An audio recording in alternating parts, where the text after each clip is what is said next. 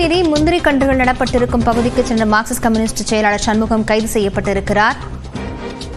தடையை மீறி முந்திரி கன்றுகளிடம் விழாவில் சென்ற மார்க்சிஸ்ட் கம்யூனிஸ்ட் மாநில செயலாளர் கைது செய்யப்பட்டிருக்கிறார். விவரங்களுடன் செய்தியாளர் பிரேம் இணைந்திருக்கிறார். பிரேம், அங்கு தற்போதைய சூழல் என்ன? கடலூர் மாவட்டத்தில் இந்த மலையடிக்குப்பம் என்ற கிராமத்தில் காலனி தொழிற்சாலைக்காக கடந்த 2 மாதங்களுக்கு முன்பு முந்திரி மரங்களை அழித்து மாவட்ட நிர்வாகம் நடவடிக்கையில் ஈடுபட்டது.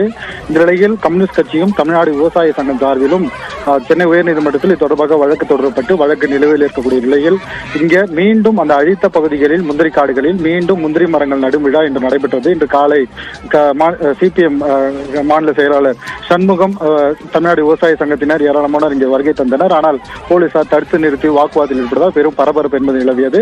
இக்கிராமத்தைச் சேர்ந்த 200க்கும் மேற்பட்ட பெண்கள் அந்த ஏற்கனவே அழிக்கப்பட்ட நிலத்தில் மரக்கன்றை நடுவதற்காக உள்ளே புகுந்தனர். அங்கு போலீசார் அவர்களை குண்டுக்கட்டாக கைது செய்யும் போது பல பெண்கள் மயக்கமடைந்தனர். அவர்கள் அரசு மருத்துவமனை கொண்டு சென்றனர். இந்த நிலையில் பரபரப்பாக சூழ்நிலை காணப்பட்ட நிலையில் தமிழக அரசை கண்டித்தும் காவல்துறை கண்டித்தும் மார்க்சிஸ்ட் கம்யூனிஸ்ட் கட்சியின் மாநில செயலாளர் சண்முக தலைமையில் கம்யூனிஸ்ட் கட்சியினர் இங்கு தர்ணா போரில் ஈடுபட்டனர். அவர்களை காவல்துறை தற்போது குண்டுக்கட்டாக கைது செய்திருக்கிறார்கள். தொடர்ச்சியாக கைது செய்து தனியார் மண்டபத்திற்கு அழைத்து செல்லக்கூடிய நிலையில் இங்கு காவல்துறையினருக்கும் போராட்டக்காரர்களிடையே தள்ளுமுள்ளு வாக்குவாதம் என்பது பரபரப்பு ஏற்பட்டது. பெண்களை சேலையில் பிடித்து இழுத்ததால் கடுமையான கோஷங்களும் எழுப்பப்பட்டு இங்கே பரபரப்பாக காணப்பட்ட நிலையில் கடலூர் மாவட்ட எஸ்பி தலைமையில் தற்போது அதிரடியாக அனைவருமே கைது செய்யப்பட்டு தற்போது தனியார் மண்டபத்தில் அடைக்கப்பட்டிருக்கிறார்கள்.